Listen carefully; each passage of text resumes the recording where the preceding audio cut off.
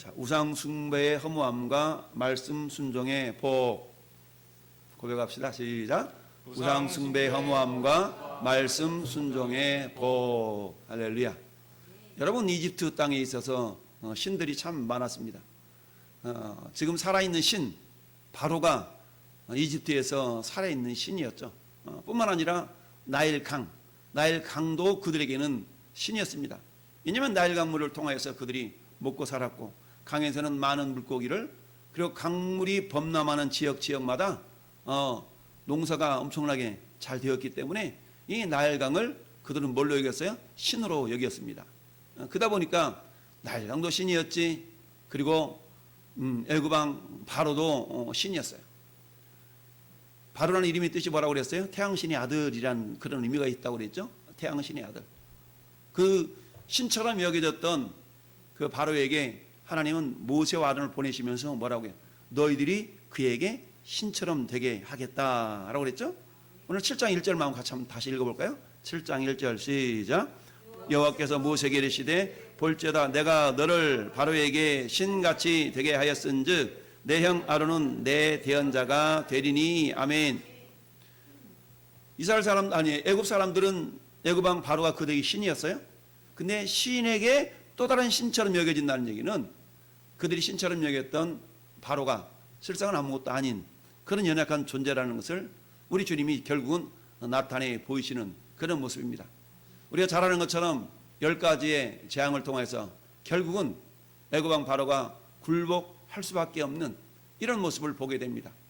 하나님 한꺼번에 이 10가지 재앙을 싹 보내가지고 한꺼번에 항복하고 이렇게 하나님의 역사하심을 보내셨으면 좋았겠다는 생각도 해보잖아요.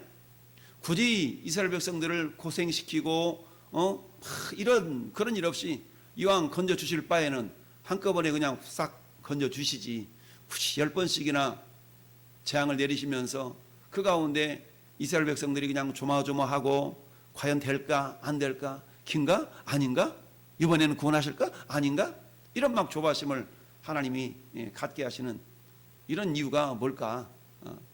물론 하나님께서 내 마음이야, 내 뜻이야 이렇게 말하신다 그러면 우리가 할 말은 없지만 우연은 결코 없고 모든 과정 속에 하나님 뜻이 다 담겨 있는 것이죠. 그래서 한마디로 말하면 철저하게 애굽 사람들이 섬겼고 그들이 우상화시켰던 모든 것들이 한낱 아무것도 아닌 것임을 우리 하나님께서 그만큼 철저하게 나타내 보이시는 것이죠. 한꺼번에 싹 제거해버렸다면 그들 의식 속에 깊이 새겨지지 않을 수 있는 것이죠. 그래서 때 10번씩이나 재앙을 계속해서 정말 내리시면서 역시 여호와 하나님의 능력이 우리가 섬기는 신으로 여겼던 나일강보다, 우리가 신으로 여겼던 바로보다 굉장한 존재다라는 것을 알게 됩니다. 오늘 14절에 이렇게 말씀하고 있습니다. 여호와께서 모세에게 이르시되 바로의 마음이 완강하여 백성 보내기를 거절하는도다. 완강하다, 마음이 단단한 모습이라고 그랬죠. 마음이 단단하면 마태복음 13장에 씨 뿌리는 그 비유에 있어서 길가밭, 돌짝밭, 가시밭 전부 다 마음이 단단한 상태거든요. 씨가 내려져서 심겨지는 것 같다가 알았어 보내줄게 심겨지는 것 같다가 다시 뿌리를 내리지 못하고 결국 죽어버리는 이런 어떤 토질의 모습처럼 바로의 마음 자체가 어땠어요? 완강했다라는 얘기입니다. 완강했어요. 따라서 저나 여러분들의 마음이 이 바로처럼 완강하지 않도록 우리는 날마다 우리 마음을 어때? 쟁기질을 하라라고 말씀하고 있죠. 하나님께서 호세아 선자를 향하여서 너희 밭을 갈지 말고 너희 마음을 갈아엎어라, 마음을 기경하라 라고 말씀하시는 것을 우리가 들을 수 있습니다. 날마다 우리 마음이 완악해지지 않도록, 단단해지지 않도록, 여러분 어떤 말씀이 들려진다 할지라도 그 말씀 우리가 아멘 아멘으로 받아들일 수 있어야 됩니다. 근데 때로는 어때요? 저 말씀은 노멘, 이 말씀은 아멘. 우리는 그렇게 한마디로 말하면 편식하는 경우가 참 많죠. 우리가 말씀을 편식하면 안 되는데, 말씀을 편식한다는 것은 뭡니까? 내 마음에 만족하고 내 마음을 기쁘게 하는 것에 대해서는 좀 우리가 아멘하고, 왠지 좀 부담스러운 말씀에 대해서는 노멘하고 싶고, 이런 경우가 많이 있죠. 그러나 성경은 모든 말씀이 하나님의 말씀이기 때문에 우리는 모든 말씀에 대하여서 우리가 아멘 할 수 있어야 된다. 할렐루야. 라고 말씀하고 있습니다. 여러분, 우상 숭배의 허무함, 이들이 우상처럼 여겼던 바로나 우상으로 섬겼던 나일강이 전혀 그들에게 유익을 주지 못하고 오히려 그들에게 악취를 풍기는 그런 어떤 모습으로 변질되어지는 것을 보면서 우리가 우상으로 섬기는 이 신들이 별것이 아니었구나 라는 걸 철저하게 우리 주님이 보여주고 계십니다. 여러분, 첫 번째 재앙이 피 재앙이었어요. 10가지 재앙 가운데 물론 마지막 재앙도 피에 관련된 부분이죠. 피로 시작했다 피로 마무리합니다. 여러분, 성경은 가만히 보면 주제를 뭘로 잡느냐에 따라서 전부 다 이거네. 피라는 것으로 우리가 주제를 잡는다면 어때요? 창세기부터 피가 흘러가요. 창세기부터 요한계시록까지 피가 흘러갑니다. 물론 그 피는 짐승의 피도 있고 사람의 피도 있고 피가 막 흘러갑니다. 창세기 3장 21절에 하나님은 아담과 하와가 범죄한 이후에 두려움에 떨고 있는 그들을 향해서 가죽옷을 지어 입히죠. 여러분, 가죽옷을 지어 입혔다는 것은 뭡니까?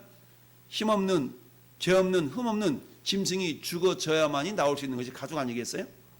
이처럼 흠 없는 그런 짐승이 죽어져서 흠 있는 이처럼 아담과 하와의 몸을 가려주시는 이게 하나님의 은혜이죠. 결국 뭡니까? 모든 피조물보다 인간을 그처럼 귀하게 지으셨다라는 것을 우리가 엿볼 수가 있습니다. 여러분, 성인 한 사람 몸 안에는 약 5리터에서 6리터의 피가 있습니다. 그런데 중요한 것은 어때요? 그 피는 몸 안에 있을 때만이 그 피는 우리에게 생명도 주기도 하고 영양분을 공급하기도 하고 이런 일을 하게 되죠. 근데 그 피는 멈춰 있으면 문제가 됩니다. 그 피는 계속 돌아야 됩니다. 우리 심장은 한순간이라도 멈춰지면 문제가 발생합니다. 심장은 우리 죽는 날까지, 죽었다는 얘기는 심장이 멈췄다는 얘기 아니겠어요? 죽는 날까지 심장은 멈추지 않고 쉬지 않고 일을 합니다. 심장이 멈추지 않고 일을 하기 때문에 우리 몸에는 약 15만 킬로 이상이 되는 그런 혈관들을 통해서 피가 쫙 말초신경 그 끝부분까지 혈관을 확장시켜서 피가 돌아다니게 되죠. 그 피가 잘 돌지 않는 그 부분은 어때요? 썩게 돼 있어요. 고여있는 그런 피는 썩게 돼 있다는 얘기입니다.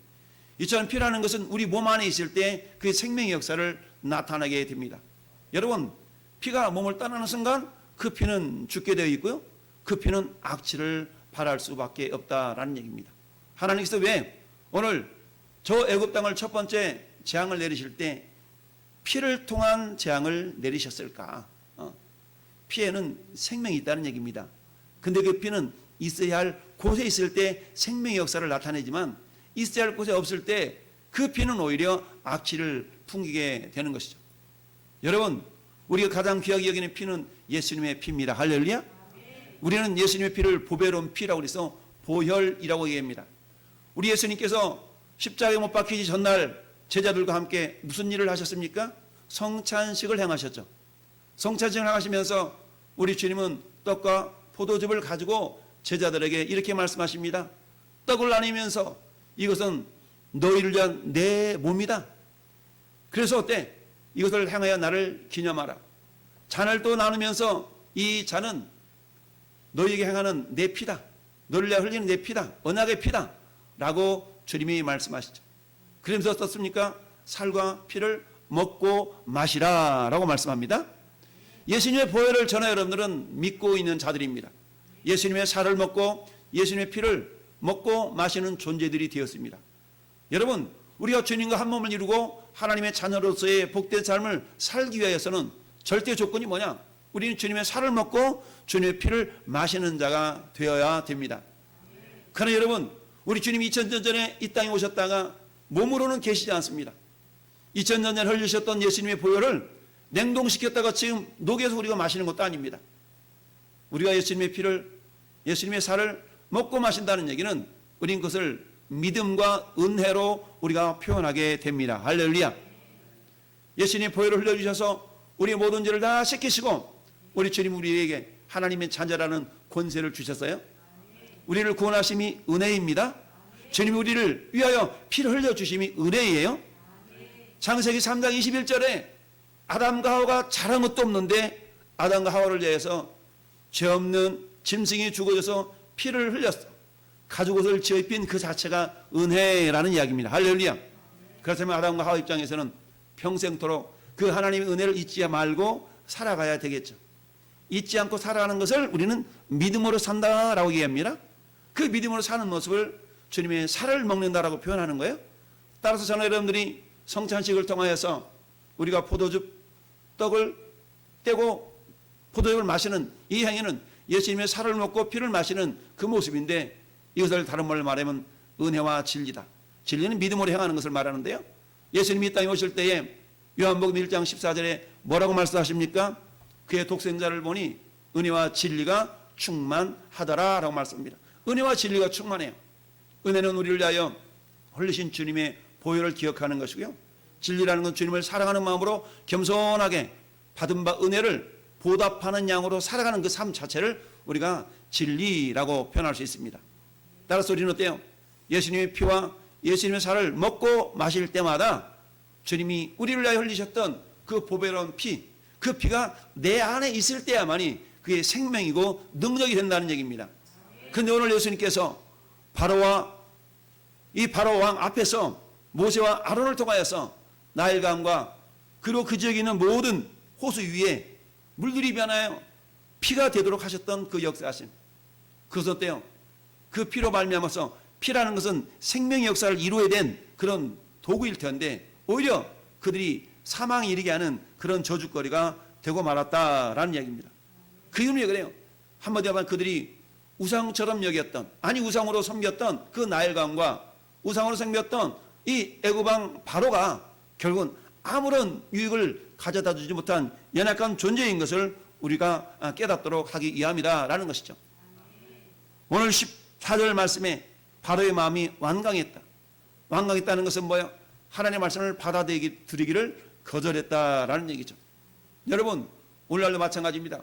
우리는 바로를 보면서 그런 생각을 하죠. 아우, 저 미련한 거, 미련 밤탱이, 어떻게 이렇게 하나님의 말씀을 빨리 내하고 그냥 보내면 될 것을 왜 저러고 있지? 라고 우리가 생각하고 있지만, 실상은 오늘 이 시대를 살아가는 저와 여러분들 마음도 이런 완강한 모습이 있는 것을 보게 됩니다.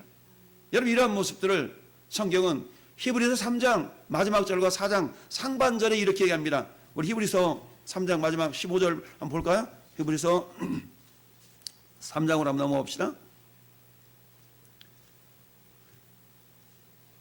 자, 12절부터 우리 15절까지 먼저 합독하십시다. 3장 12절부터 15절. 형제들아, 너희는 삼가 혹 너희 중에 누가 믿지 아니하는 악한 마음을 품고 살아계신 하나님에게서 떨어질까 조심할 것이요, 오늘 오직 이라 밀컨는 동안에 매일 피차 권면하여 너희 중에 누구든지 죄의 유혹으로 완고하게 되지 않도록 하라.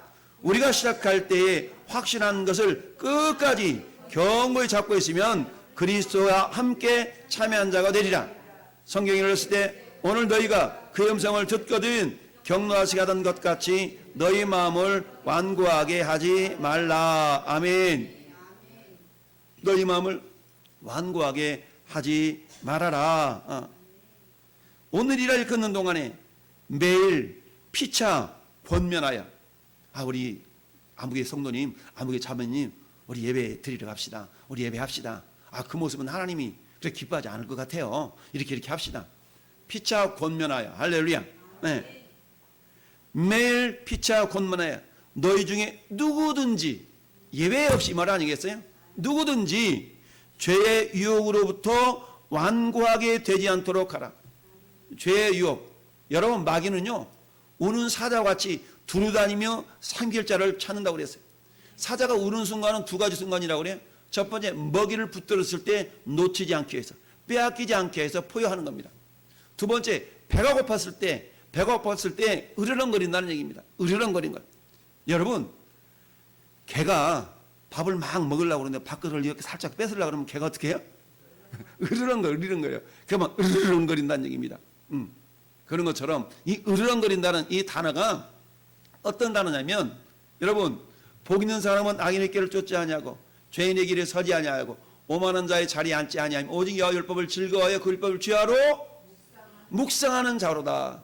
이것도 묵상하다라는 그런 의미가 으르렁거린다는 의미가 있어요. 이것은 작은 소리로 읊조린다라는 말도 있지만 으리렁거린다는 의미도 있어요. 사자가 자기 먹이를 빼앗기지 않게 해서 으리렁거리는 것처럼, 자기 먹이를 지키기 위한 으리렁거림이 있는 것처럼, 저나 여러분들은 어때요? 말씀 속에 생명이 과연 정말 있나?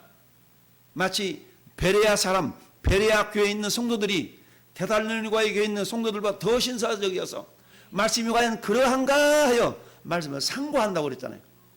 이게 마치 사자가 자기 먹이 빼앗기지 않으려고 으르렁거리는 것처럼 이게 상고한다, 묵상한다 같은 그런 의미가 있는 단어거든요. 자, 죄의 유혹으로부터 완고하게 되지 않도록, 할렐루야, 죄의 유혹으로부터 완고하게 되지 않도록, 마귀는 지금도 우리에게 죄의 유혹에 빠지도록 계속 유혹한다는 얘기입니다. 그럴 때 홀로 있으면 넘어지게 돼 있어요. 그 옆에 누군가가 붙들어주는 자가 있어야 된다는 얘기입니다. 할렐루야. 그래서 부부가 함께 신앙생활 하는 것이 중요하고요. 왜? 한 사람이 넘어지면 잡아주잖아요. 여러분 전도서 4장 12절도 그렇게 말씀하지 않습니까? 한 사람이면 넘어지거니와 두 사람이면 일으켜줄 자가 있다는 얘기죠. 그러면서 어때요? 삼겹줄은 쉽게 끊어지지 않는다. 삼겹줄 신앙의 중요성에 대해서 그렇게 말씀하고 있는 것을 보게 됩니다. 마음이 완악해진다는 것은 뭐냐? 삼가 너희 중에 믿지 아니하는 악한 마음, 믿지 아니하는 마음을 악하다라고 성경은 얘기를 해요. 악한 마음. 여러분 윤리 도덕적으로 굉장히 착한 사람에 대해서 우리 이렇게 얘기해요. 아, 저분은 법 없이도 살 것 같아. 저분은 법 없이도 살 것 같아. 겉으로 볼 때는 선한 마음이 있는 것 같아도 그 사람 마음 가운데 하나님의 말씀을 받아들이는 그런 마음의 여유가 없다면 성경은 이 사람을 완악하다라고 얘기합니다. 그 사람은 완악한 사람의 결국은 어떤 현상이 나타납니까? 결국 내 안식에 들어오지 못하리라. 할렐루야. 내 안식에 들어오지 못하리라 라고 말씀하고 있습니다. 뒷부분을 읽지 못하였지만 우리 다시 3장 봐보면 18절 19절 시작. 또 하나님이 누구에게 맹세하사 그의 안식에 들어오지 못하리라 하셨느냐? 곧 순종하지 아니하던 자들에게가 아니냐?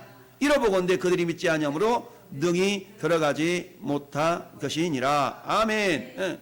들어가지 못.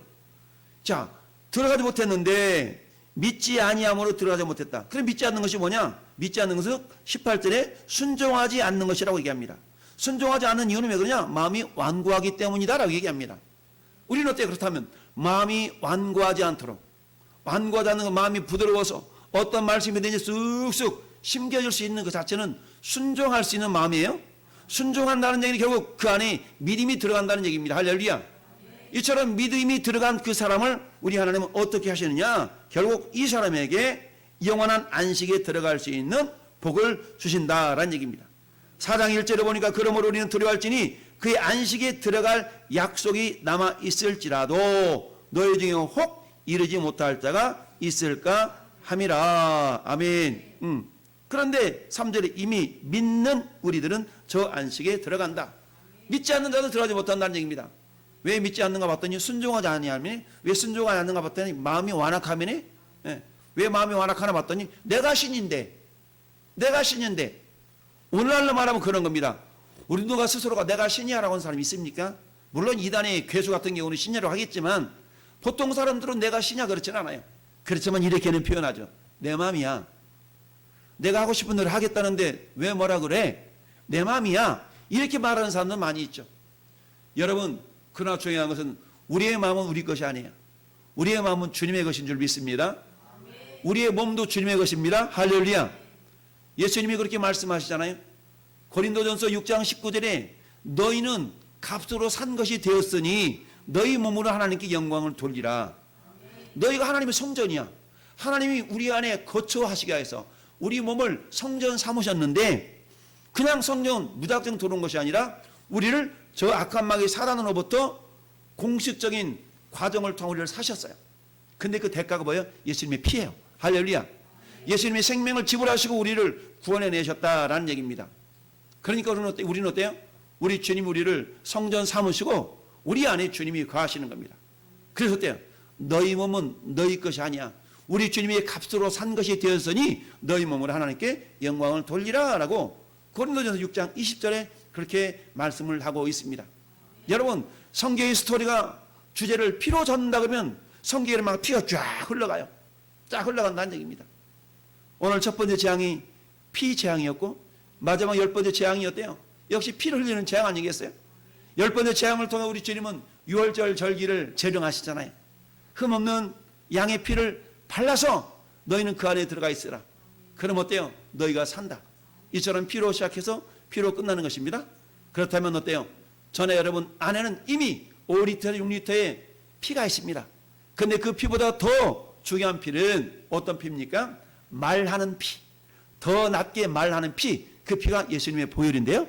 우리는 그 예수님의 보혈을 우리 안에 모시고 살아갈 때 생명이 있는 것입니다. 여러분 오늘 말씀의 제목이 뭐라고 그랬습니까? 우상 숭배의 허무함과 말씀 순종의 복이라고 그랬어요.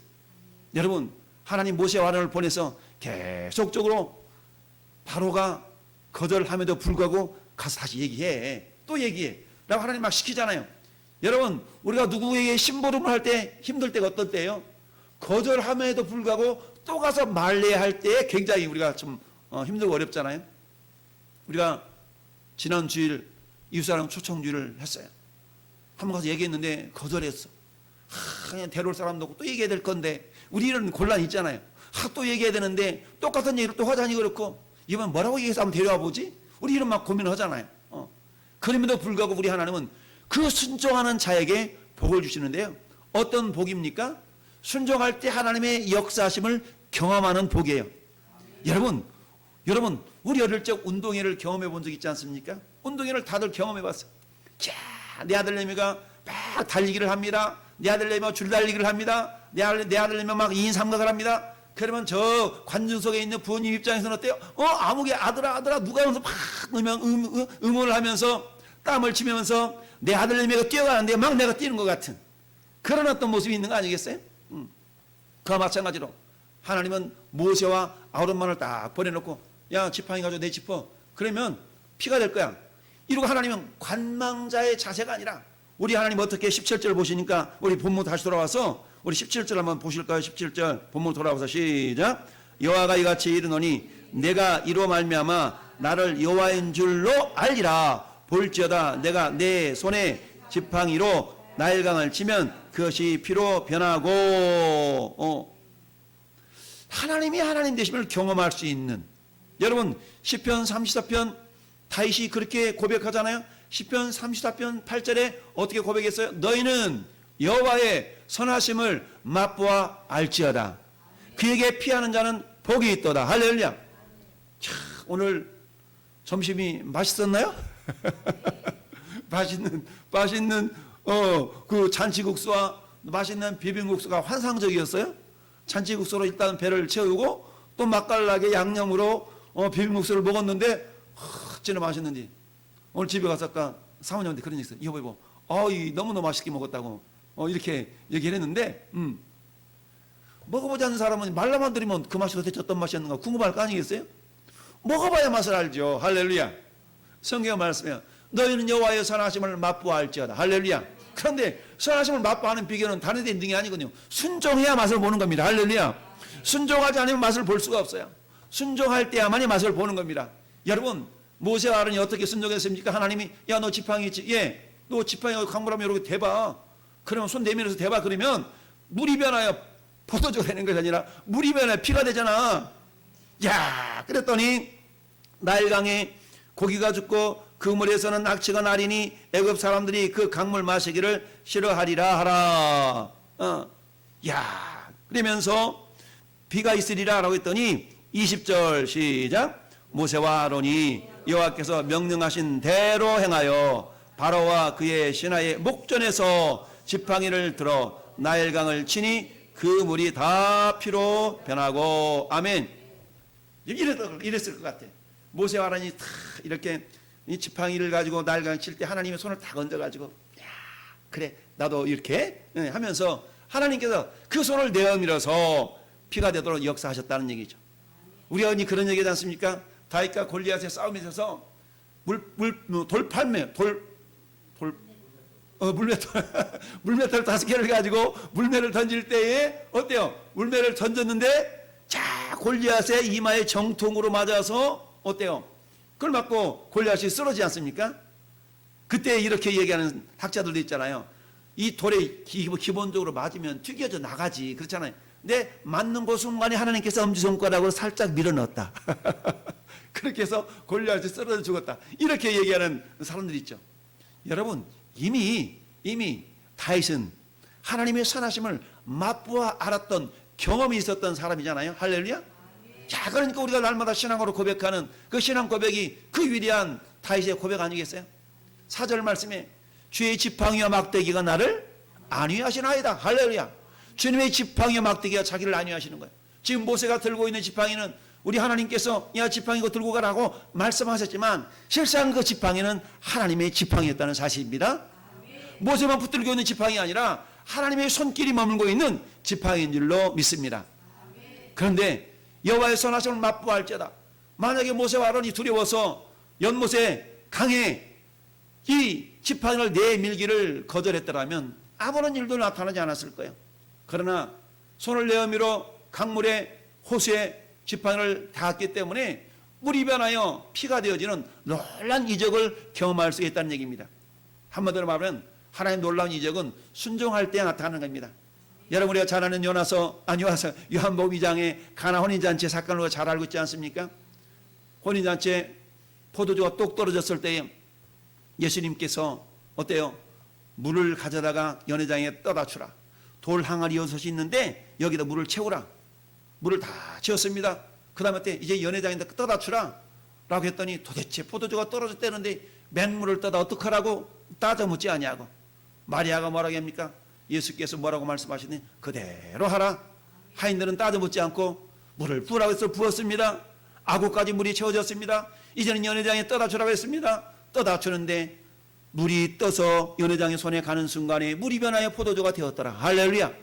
그런데 물이 변하여 포도주 된 것은 예수님과 연회장과 하인 세 존재만 알고 있는데 연회장은 그게 포도주인 줄 알았지 물이 변하여 포도주인지는 몰랐어요. 그러나 오직 하인들만큼은 어때요? 어머나 세상에 물이 변하여 포도주가 되었네? 기적을 경험하는 주인공이 된 줄로 믿습니다. 순종의 결과는 이처럼 놀라운 기적을 경험하는 복을 받는 줄 믿습니다.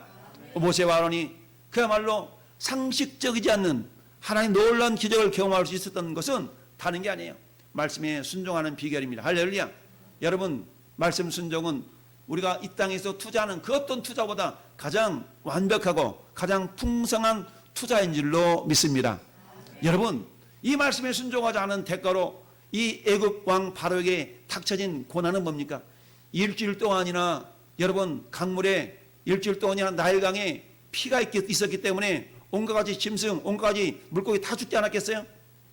이걸 산술적으로 계산한다 그러면 엄청난 재정적인 손해 아니겠어요? 만약에 순종했더라면 순종했다는 엄청난 재정적인 손해가 나타나지 않았을 것인데 무엇 때문에? 완악함 때문에, 다른 말로 말하면 순종하지 않은 것 때문에 엄청난 손해를 볼 수밖에 없었다라는 얘기죠. 역시 마찬가지 오늘 이 시대 우리는 그럴 수 있어요. 오늘 이 시도 하나님 말씀에 겸손히 순종만 하였다면 우리가 당할 여러 가지 어려움과 여러 가지 시련을 벗어날 수가 있었을 터인데 굳이 하나님 말씀에 불순종하고 마치 바로가 내가 신인데 내 뜻대로 할 거야, 내 마음대로 할 거야, 내 생각대로 할 거야 라는 것처럼 오늘 이 시대도 우리는 어때요?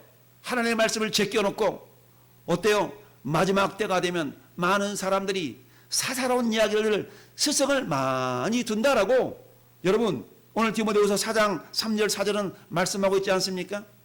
하나님의 말씀을 순종하기보다는 세상 소리에 더 귀가 기울여지는 시대를 우리 오늘날 살아가고 있다라는 얘기죠. 이게 뭐일 수가 있다는 얘기입니까? 사단의 깊은 것, 사단의 깊은 것, 두아드라 교회, 그 교회를 하나님이 지키고 싶으셨어도 사단의 깊은 것 때문에 그 유혹에 넘어갔던 많은 두아드라 성도들의 모습을 보시면서 주님이 그렇잖아요. 야, 회개하고 돌아와라. 회개하고 돌아와라. 회개하고 돌아오는 건 하는 게 아니었잖아요. 기본을 지키는 거 아니었습니까? 믿음과 주님을 사랑하는 마음을 가지고 할렐루야, 겸손히 섬김, 이런 모습들이 있어야 되는데 그렇지 않았다는 얘기입니다. 오늘 여러분 우상 숭배 험함과 말씀 순종의 복, 이처럼 모세와 아론은 하나님의 말씀을 순종함으로 말미암아서 하나님이 함께 역사해 주시는 그 역사하심을 경험할 수 있었다라는 얘기죠. 오늘날도 마찬가지입니다. 다시 경험했던 여호와의 선하심을 맛보아 알지어다. 그에게 피하는 자는 복이 있도다. 여러분, 우리의 피난처가 되신 주님께 우리 모든 것 맡기고 피난처 삼을 때에 우리는 하나님 놀라운 도심의 역사하심을 경험할 수가 있는 줄 믿습니다. 오늘 하나님께서 10가지 재앙 가운데 첫 번째 재앙, 피재앙을 통해서 그들이 우상으로 섬겼던 바로 왕, 우상으로 섬겼던 나일강 자체가 별것 아니다 라는 것을 깨닫도록 하나님이 역사하신 줄 믿습니다. 오늘도 마찬가지입니다. 많은 그리스도인들이 예수를 믿는다 하지만 실상은 어때?